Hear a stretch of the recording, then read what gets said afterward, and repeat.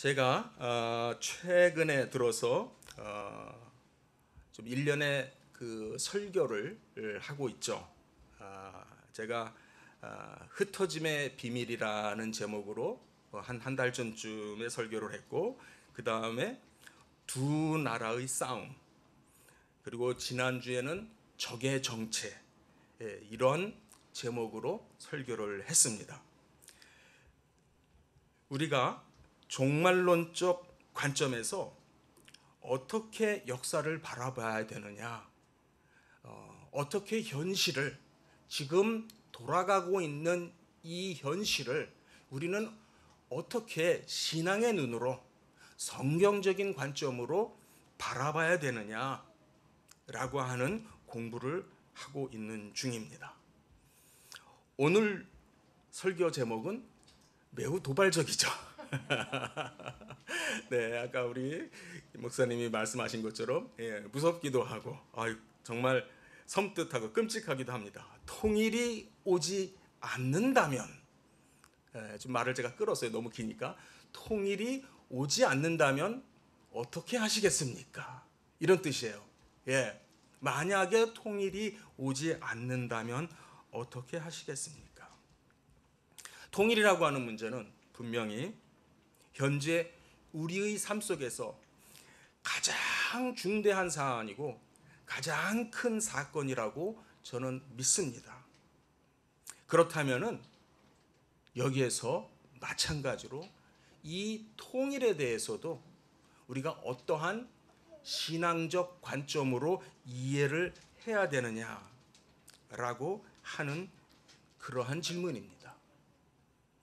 제가 먼저 여러분들이 마음이 좀 이렇게 조바심이 나고 도대체 오늘 설교가 어디로 갈까 이런 마음 때문에 좀 그래서 걱정스러워 하시는 분 때문에 제가 먼저 오늘의 설교의 어떤 그 요지를 먼저 말씀을 드리려고 그래요.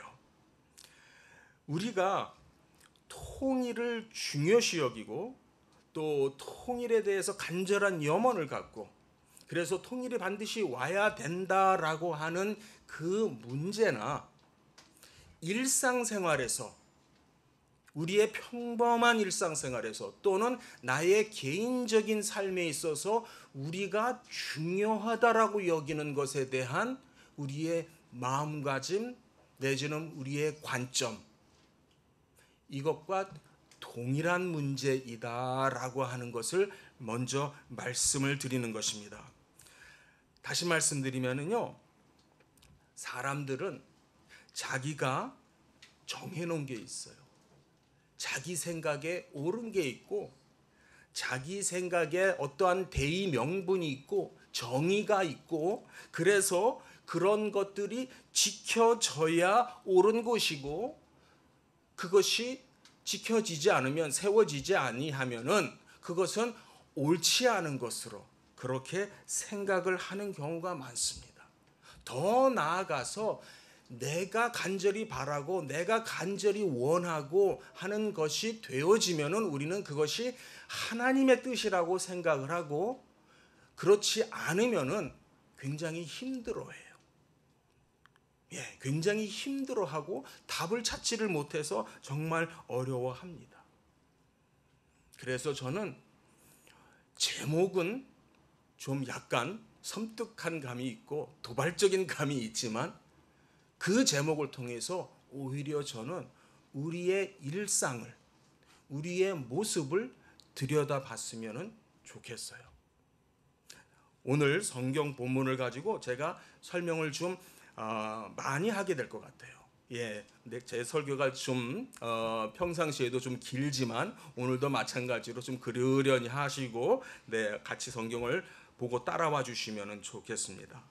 자, 25절부터 우리가 읽었는데요. 25절에 보니까 25절에 보니까 그러므로라고 하는 말로 시작을 합니다.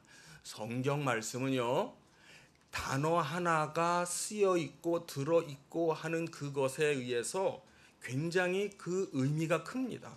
그래서 우리는 성경을 해석할 때, 읽을 때 그 의미를 우리가 익히 우리가 그것을 세우면서 새겨가면서 성경을 읽어야 되는데 25절에 시작하는 첫 단어가 뭐냐면 그러므로라고 시작이 돼요. 이 표현은 앞에서 한 말을 토대로 해서 근거로 해서 결론을 낸다 그런 뜻이에요.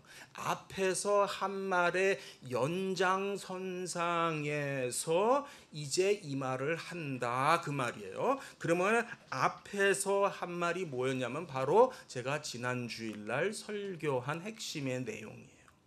제가 지난 주일날 뭐라고 말씀드렸냐면 24절 끝 무렵에 사람이 너희가 하나님과 재물을 겸하여 섬기지 못한다라는 말씀을 드렸어요. 여기에서 재물이라고 하는 단어가 이 만몬이라고 하는 그 단어와 같은 어근의 단어예요. 같은 뜻의 단어인데 대부분의 성경들이 이것을 재물로 이렇게 번역을 하고 있죠. 그래서 저는 이 재물이라고 하는 것을 단순히 돈 또는 돈에 대한 물질에 대한 재물에 대한 어떤 욕심, 부자 되고 싶은 마음, 뭐 단순한 그것을 넘어서서 사람이 피조물을 하나님처럼 높은 자리에, 하나님과 같은 자리에, 즉 주인의 자리에 올려놓는 그 모든 것을 포함해서 우리가 생각할 필요가 있다 이런 얘기를 했어요. 자, 우리가 재물 한자로 써도 그렇고요. 재물 물자가 들어가죠. 예. 물 그것은 물건, 사물 어떤 그걸 말하죠. 그런데 재물 하게 되면은 그냥 물건이 아니고 일반 물건이 아니고 비싼 물건을 말하겠죠. 가치가 있는 걸 말하겠죠. 그거 갖고 있으면은 돈이 되는 거 말하겠죠. 그렇죠? 예. 그러니까 물건인데 사람들이 거기에다가 특별한 가치를 부여를 한 거예요. 가장 대표적인 게 뭘까요? 네, 금이겠죠. 금이겠죠. 예, 금 어디서 나죠?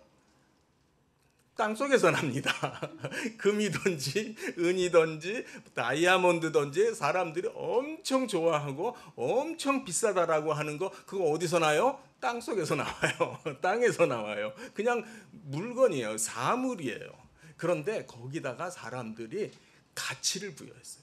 엄청난 높은 가치를 부여했어요. 옛날에는요.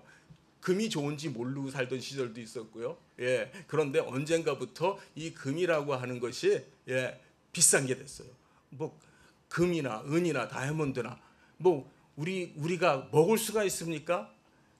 그렇죠? 먹으면 우리의 몸에 들어가서 피가 되고 살이 됩니까? 전혀 그렇지 않은데 우리는 이것을 가치를 부여해요.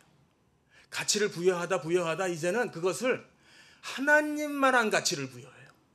하나님과 같은 높은 자리에다 올려놔요. 그래서 결과적으로 주인이 둘이 생겨요. 하나님이 나의 당연히 주인인데 하나님만한 또 다른 주인이 생겨요. 다시 말해서 우리가 이 재물이라고 하는 단어를 통해서 바라봐야 되는 것은 세상에 어떤 피조물도 하나님만한 피조물은 없죠. 그렇습니까? 네, 모든 것은 하나님이 만드셨고 있다가 없어지는 거예요. 없었는데 하나님이 만드셔서 존재했고 있다가 또 없어지는 거예요. 그런데 이 피조물의 가치를 하나님의 위치에, 주인의 위치에, 자리에 올려놓으면 안 된다 그 얘기예요. 그래서 십계명에도 우상을 만들지 말라고 한 거죠. 나 외에는 나와 같은 또 다른 주인이 있어서는 안 돼. 그렇죠? 나 외에는 다른 신이 있어서는 안 돼. 아멘? 예, 그 얘기를 했고요. 그것을 기억을 하면서 25절부터 보도록 하겠습니다. 25절에 그러므로라고 그래서 말을 잇는 거예요. 그러니까 24절과 25절이 끊어지면 안 되겠어요. 그러면은 25절부터 24절 좀 전에 제가 드린 그 말씀을 기억하시면서 25절을 한번 같이 읽겠습니다. 시작. 그러므로 내가 너희에게 이르노니 목숨을 위하여 무엇을 먹을까 무엇을 마실까 몸을 위하여 무엇을 입을까 염려하지 말라. 목숨이 음식보다 중하지 아니하며 몸이 의복보다 중하지 아니하냐. 여기에요. 잘 판단해야 돼요. 우리가 성경 공부하면서 잘 판단해야 되는 게 뭐냐면은 분명히 어떤 피조물도 하나님과 같은 그런 존귀한 자리에 그러한 어떤 그 가치를 부여하면은 안 되는데, 지금 25절에 보니까 25절 안에서 구분을 하는 부분이 있어요. 무엇과 무엇을 구분하냐면은 우리의 목숨이라고 하는 것과 몸이라고 하는 것. 이것을 우리가 하나로 묶을게요. 우리의 목숨과 몸. 근데 고만 못한 것, 그거보다 중요하지 않은 것을 또 구분하세요. 그게 뭐냐면 아직 명확하게 나타나지 않지만 무엇을 먹을까? 이 무엇이라고 하는 것. 즉 말하면은 먹는 것, 마시는 것, 입는 것, 이것을 우리의 목숨과 몸, 이것과 구분하고 있어요. 그래서 우리의 목숨과 몸이 음식이나 의복보다 중요하다라고 얘기합니다. 여기에서 우리가 가치관을 구분할 수 있어야 되는데, 자 그러면은 24절에서 연결해서 볼 때에 24절에서 말했던 또 다른 주인이 될 수 없는 그 재물과 같은 그러한 부류에 들어가는 것은 무엇일까요? 25절 중에서 무엇일까요? 한번 해보세요. 이 24절에서 말한 그 재물의 그 부류에 들어갈 수 있는 것, 그것이 우리의 목숨과 몸일까요? 아니면은 먹는 것, 마시는 것, 입는 것 등일까요? 무슨 뜻인지 아시겠죠? 예, 그러니까 제가 여러분에게 권해드리고 싶은 것은 24절에서 말한 재물이라고 하는 이 뜻을 머릿속에 담고 같이 읽어야 돼요. 지금 성경이 말하고 있는 이 모든 문맥을 앞에서 말한 것을 우리가 기억하면서 읽어야 된다라는 겁니다. 자, 그래서 계속해서 얘기합니다. 자, 지금 우리의 목숨이나 우리의 몸은 이 다른 피조물들, 다른 것들, 다른 어떠한 그 사물들 또는 물질들, 이런 것들보다 더 귀하다고 어떤 가치의 차등을 두었어요. 26절에도 계속해서 보면은요, 26절에도 공중의 새라는 말이 나오죠. 공중의 새. 또 27절에 보면은 키라고 하는 것. 예, 이거는 우리 몸이 자라는 키를 말하는데 그것조차도 우리가 염려하는 그러한 대상 가운데 들어가고 있어요. 자, 그 다음에 28절에 보면은 의복이라고 하는 말이 나오죠. 또 들의 백합화가 나오죠. 또 29절에 보면은 솔로몬의 모든 영광, 이런 표현들이 나옵니다. 그리고 그 29절에 그 다음 줄에 꽃, 그 다음에 30절에 들풀. 그래서 31절로 가면은 다시 말이 합쳐져서 먹을 것, 마실 것, 입을 것. 다시 말하면은요, 지금 24절에서 한 말씀의 연장선상에서 일상 속에서 사람들이 높이고 있고 가치를 부여하고 있고 주인을 삼는 것들이 얼마나 많은지에 대해서 아주 적나라하게 보여주고 있어요. 심지어는요, 솔로몬의 모든 영광도 그런 것에 속할 뿐이에요. 솔로몬의 영광 자체가 영원한 것이 아니고 오히려 이 꽃 하나만도 못했다, 그런 표현을 쓰고 있어요. 그런데 놀라운 것은요, 32절에 가니까 이러한 재물에 속하는 것들, 즉 물질에 속하는 것들, 피조물의 영역에 속하는 것들, 매우 일상적인 이러한 것들을 우리가 굉장히 중요하게 여겨요. 우리 31절 한번 다시 한번 31절 32절 한번 같이 읽겠습니다. 시작.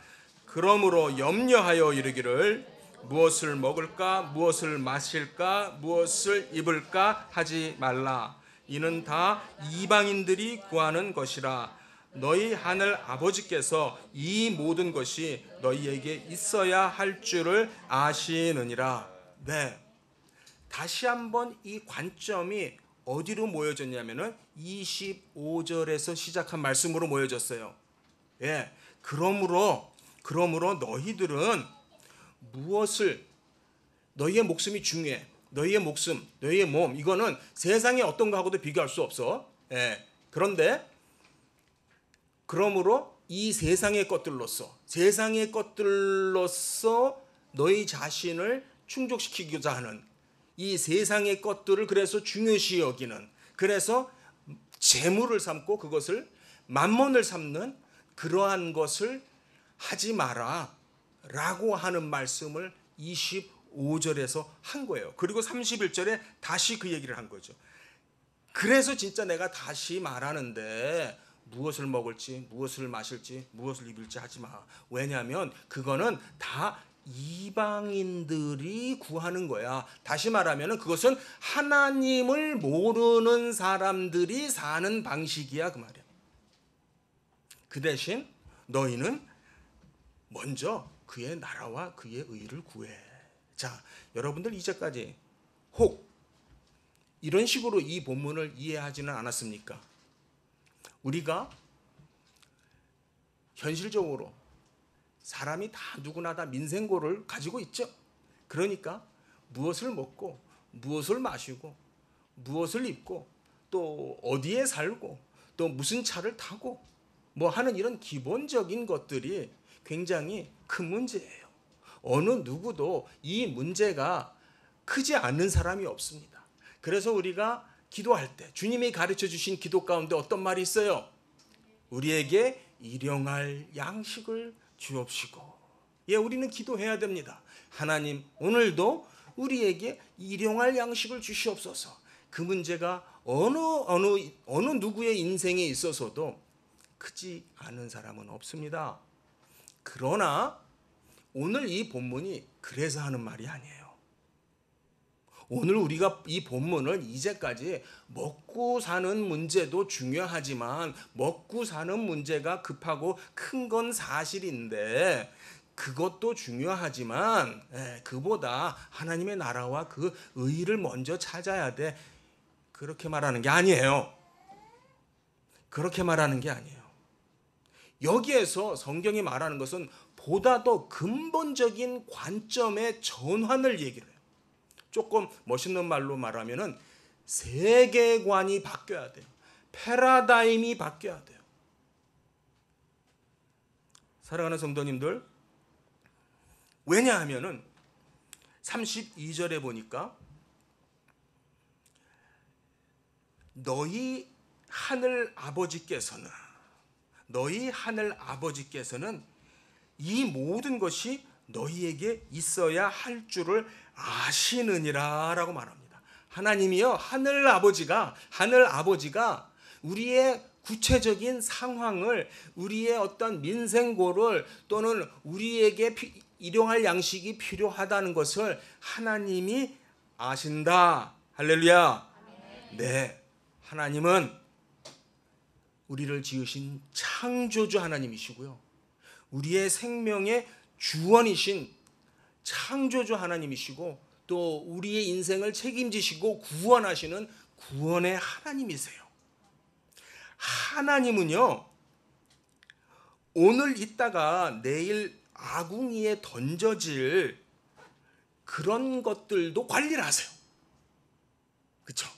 오늘 있다가 내일 그냥 아궁이 불에 들어갈 그러한 보잘것없는 것들도 우리의 생명이나 우리의 몸보다는 훨씬 가치가 없는 그런 것들도 관리를 잘 해주세요. 그런데 하물며 너희일까 보냐. 그렇죠? 하물며 너희일까 보냐.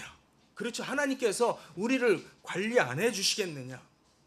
그런데 이방인들은 어떻게 산다고요? 그런 거를 염려를 하는 거예요. 이방인들이 사는 모습이 뭐냐? 그런 것이 그들의 삶의 대의이고 명분이고 옳음이고 정의이고 그렇다는 거예요. 그래서 그것이 이루어지지 않으면은 그것으로 인해서 엄청 실망하고 엄청 좌절하고 그렇다라는 것이죠. 여러분 잘 한번 생각을 해보세요. 성경의 표현이 어떻게 보면 조금 좀 약하죠. 무엇을 입을까? 무엇을 먹을까? 무엇을 마실까? 무엇을 입을까? 이렇게 표현이 돼 있다 보니까 그냥 그것만 얘기하는 것처럼 생각이 되어져요. 그러나 우리는 하다못해 먹는 거에도 얼마나 우리가 얼마나 먹는 걸 또 중요시 여깁니까? 꼭 뭘 먹어줘야 되는, 뭘 마시고 또 뭐 어느 정도는 또 입어줘야 되는 사람들 있죠. 요즘 유행하는 옷들 꼭 입어줘야 되고 신어줘야 되고 그렇죠? 또 심지어는 또 차도 말이에요. 이 정도는 타줘야지. 뭐 그런 말도 하더라고요. 이 정도 차는 타야지. 자, 그런 말 속에 담겨 있는 의미가 뭡니까? 그게 그들에게 있어서 재물이에요. 그들에게 있어서 만몬이에요. 그들이 추구하는 가치관이에요. 문제는 그런 것들이 현실로 다가오지 않을 때, 이루어지지 않았을 때 사람들은 어떠한 반응을 보였나라고 하는 것을 머릿속에서 한번 떠올려 보시기 바랍니다. 여기에서 우리가 놓치지 말아야 되는 관점은 바로 우리에게는 하늘 아버지가 계시다는 겁니다. 할렐루야. 하늘 아버지가 이 모든 것을 어떠하신다? 아신다. 다 같이요. 아신다. 하나님이 하늘에 계신 우리 아버지가 나의 모든 것의 모든 필요를 다 아세요. 우리는 그것만 믿으면 돼요. 그런데 30절에 보니까 그렇지 못한 사람들을 뭐라고 그랬냐면은 믿음이 적은 자들아. 믿음이 적은 자들아라는 표현이 나옵니다. 믿음이 적은 자들. 여기서 믿음이 적은 자들이라는 표현은요, 아주 믿음이 작은 것, 아주 쬐끄만한 것, 쬐끄만한 것, 별 볼 보잘것 없는 그런 쬐끄만한 것. 그런데 이 표현이 어디서 나오냐면요, 우리 마태복음 17장 한번 가겠습니다. 오늘 좀 성경을 가지고 제가 설명을 하니까 좀 마태복음 그 몇 페이지 뒤로 넘겨서요. 제 성경으로는 29쪽인데요. 네.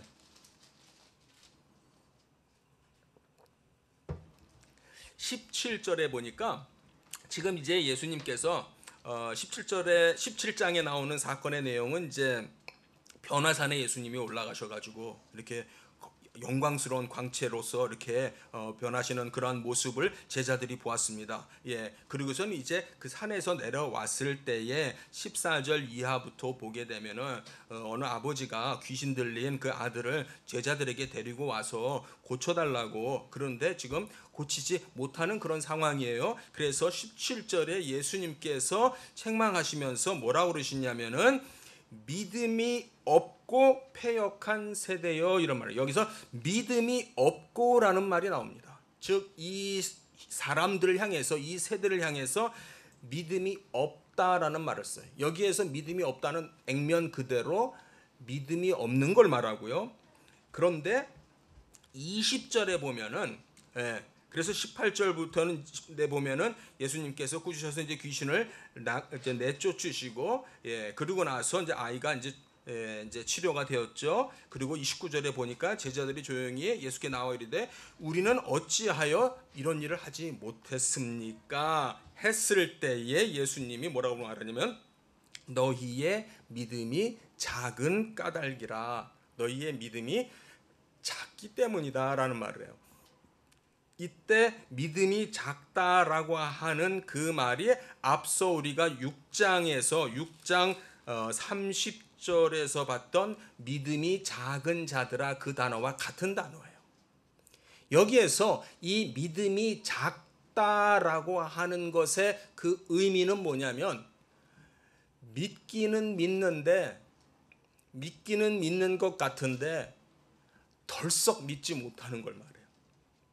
믿음이 없는 건 아니에요. 다시 말해서 17절에서 이 믿음이 없는 세대들아 이렇게 세대요 이렇게 말했을 때 그때는 부정의 뜻이에요. 믿음이 없다 그 소리인데, 20절에서 믿음이 작다라고 하는 것은 믿음이 없지는 않은데 믿음이 있기는 있는 것 같으나 믿음으로써 기능을 못하는 걸 말해요.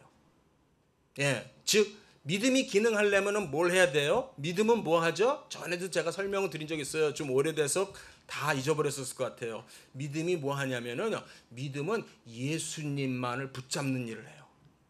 예수님을 월컥 붙잡고 예수님을 영접하고 또 예수님의 말씀, 예수님을 증거하는 성경 말씀, 복음의 말씀을 믿는 그 자체, 붙잡는 그 자체, 예수 그리스도 안으로 들어가는 그 자체.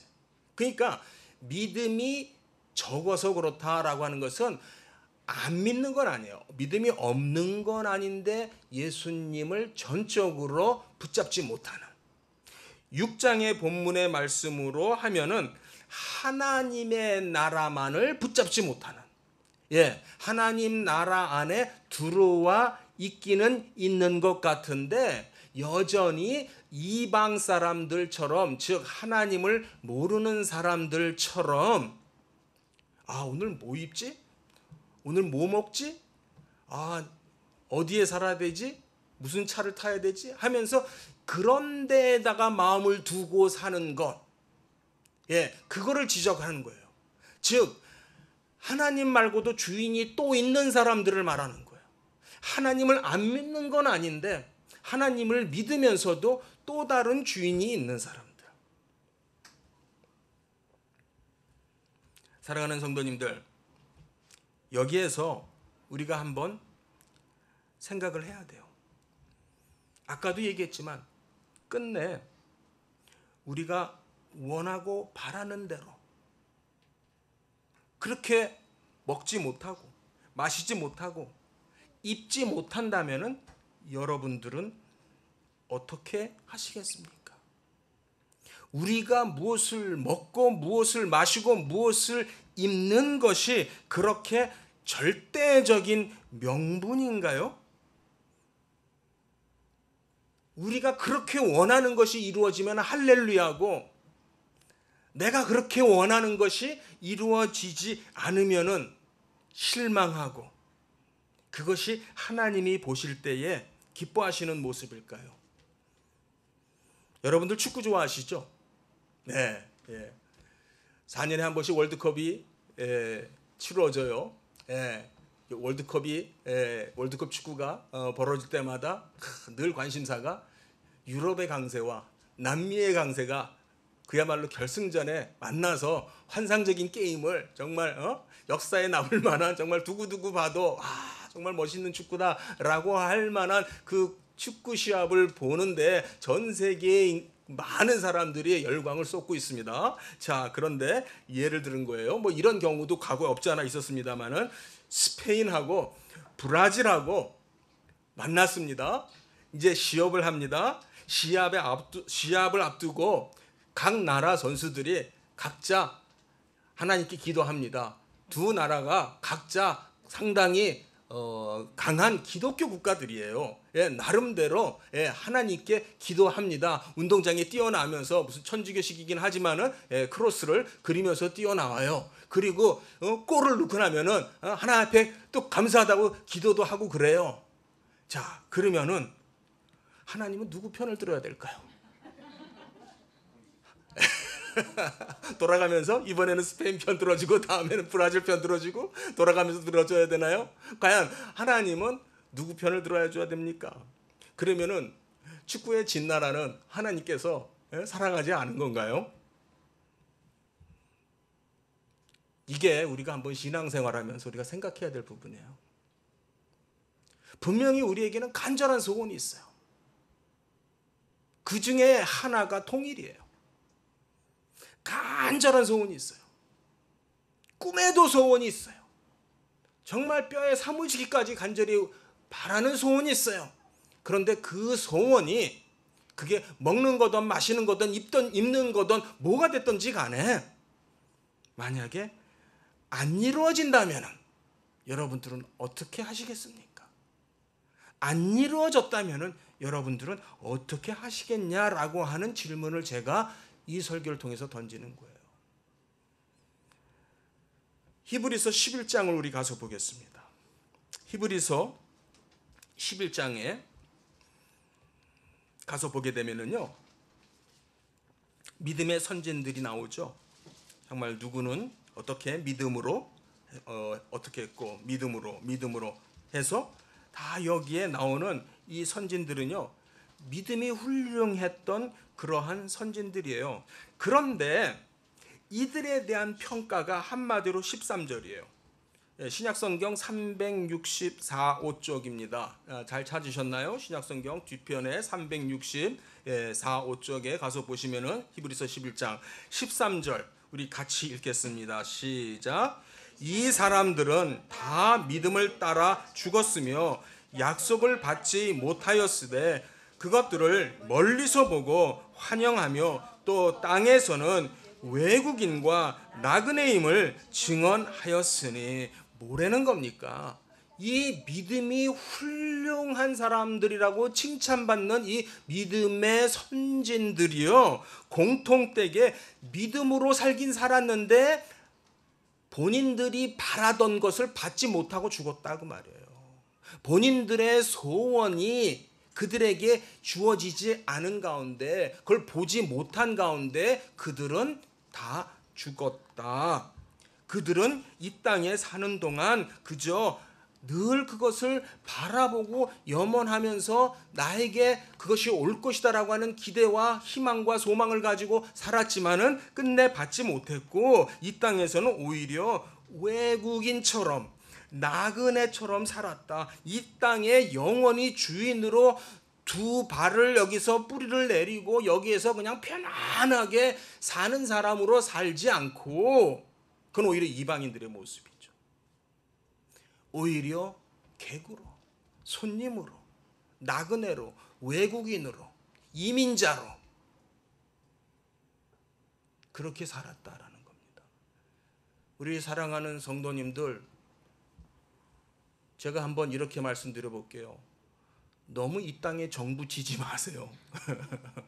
너무 이 땅에 정을 주지 마세요. 너무 이 땅에서 뭔가를 기대하지 마세요. 왜?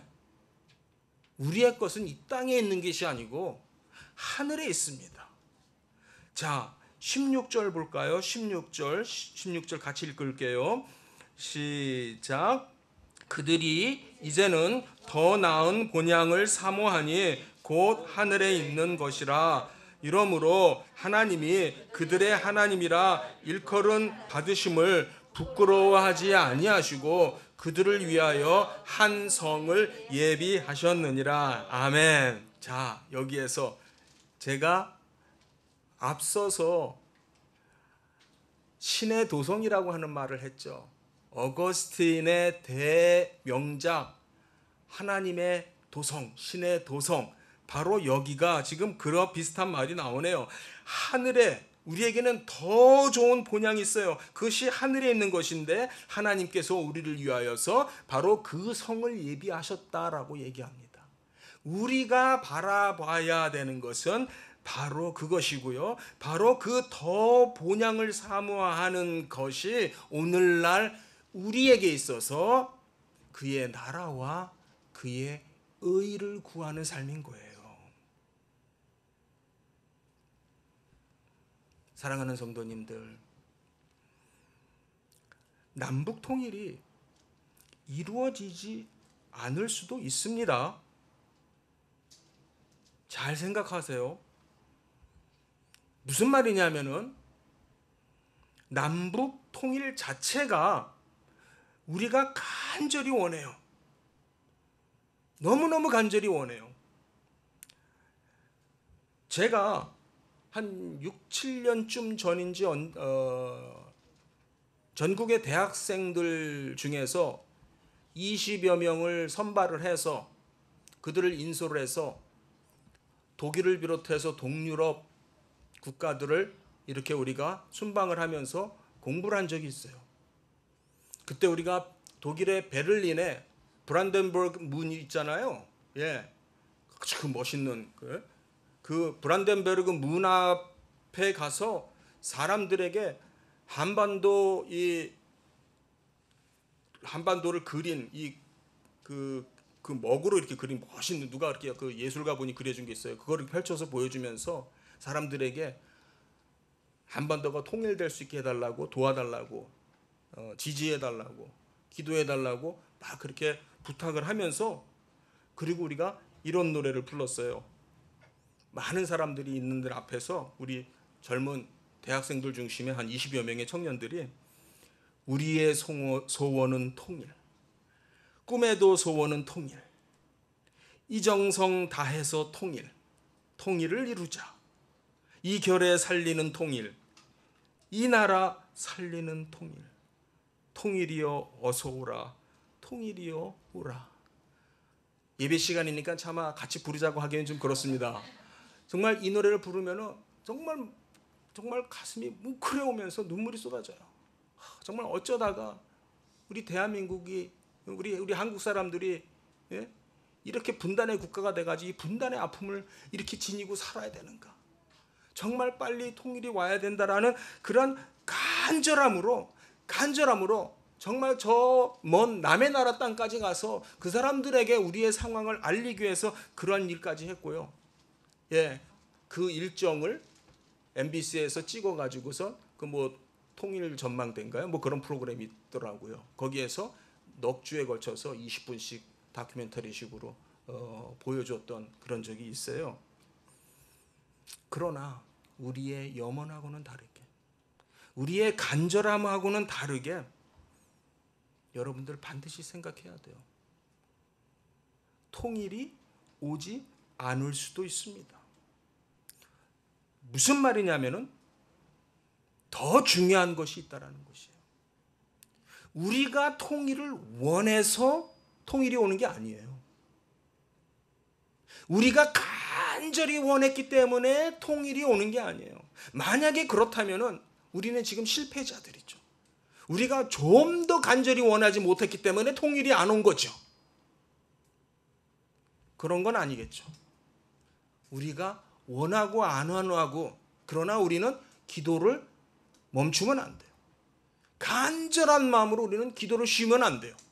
그러나 중요한 건 뭐냐면, 이 역사는 어떻게 움직이냐면은 그것이 하나님의 나라와 의일 때 그것이 이루어집니다. 아멘.